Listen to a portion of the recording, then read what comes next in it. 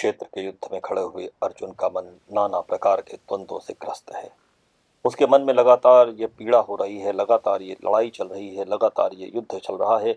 उसका आंतरिक मन द्वंद्वों से घिरा हुआ है कि आखिर जिन लोगों से उसे युद्ध करना है वे सब उसके संबंधी हैं।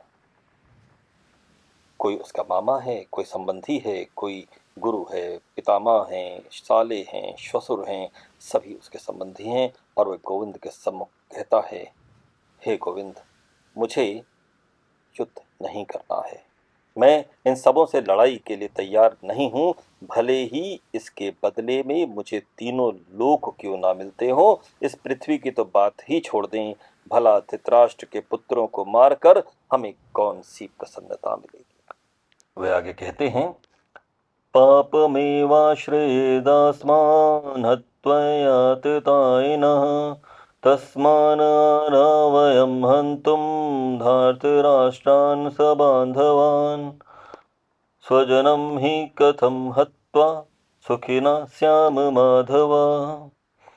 यदि हम ऐसे आतताइयों का वध करते हैं तो हम पर तो पाप चढ़ेगा, अतः ये उचित नहीं होगा कि धृतराष्ट्र के पुत्रों और उसके मित्र का वध करें। हे लक्ष्मीपति कृष्ण, इससे हमें क्या लाभ होगा। कहते हैं, यद्यप्येते न पश्यन्ति लोभोपहतचेतसः। ये जो मेरे संबंधी हैं ये लोभ से वशीभूत हो चुके हैं और इसके कारण इनको कहीं भी किसी प्रकार का दोष दिखाई नहीं देता। यद्यप्येते न पश्यन्ति लोभोपहतचेतसः कुलक्षयकृतं दोषे मित्रदोहे च पातकम्। और ये ऐसे पातक को भी नहीं देख पाते कि मित्रदोह में या कुल के क्षय का पातक क्या होता है, अपराध क्या होता है, इसको भी नहीं देख पाते। लेकिन फिर भी हे जनार्दन, कथम न ज्ञेयम् अस्माभिः पापाद् अस्मिन् निवर्तितुम्। किंतु हम लोग तो देख सकते हैं, हम लोग इस अपराध को देख सकते हैं, इस अपराध को जान सकते हैं कि कुल क्षय कृत दोषे प्रपश्यद्भिर्जनार्दनः कि। और अगर हम लोग जानते हैं कि मित्रद्रोह या कुल क्षय का पाप क्या होता है, इसका अपराध क्या होता है, तो फिर हम ऐसे पाप कर्म में आखिर क्यों प्रवृत्त हों। कुल क्षय का परिणाम क्या होता है देखते हैं कि अगर युद्ध हो, परिवार में तनाव हो, परिवार बिखर जाए तो उसका परिणाम कितना भयंकर भी हो सकता है।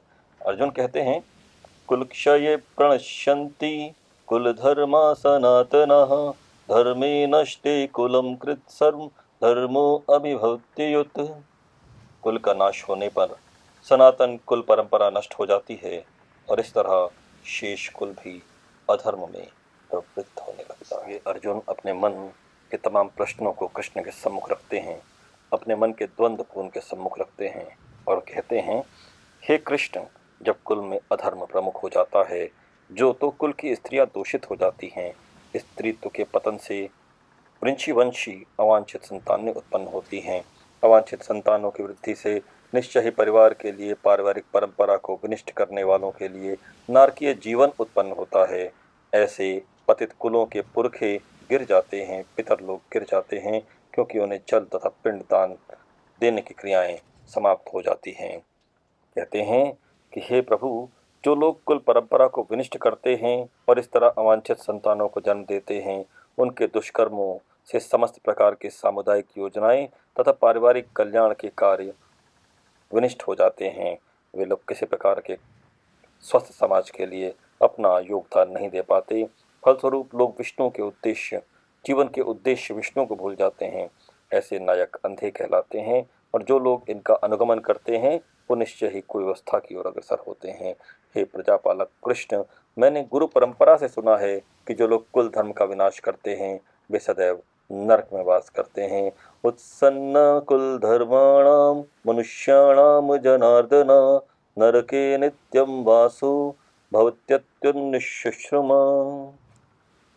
अहो बत महत् पापं कर्तुं व्यवसिता वयं यद्राज्य सुख लोभेन हन्तुं स्वजनं मुद्यतः।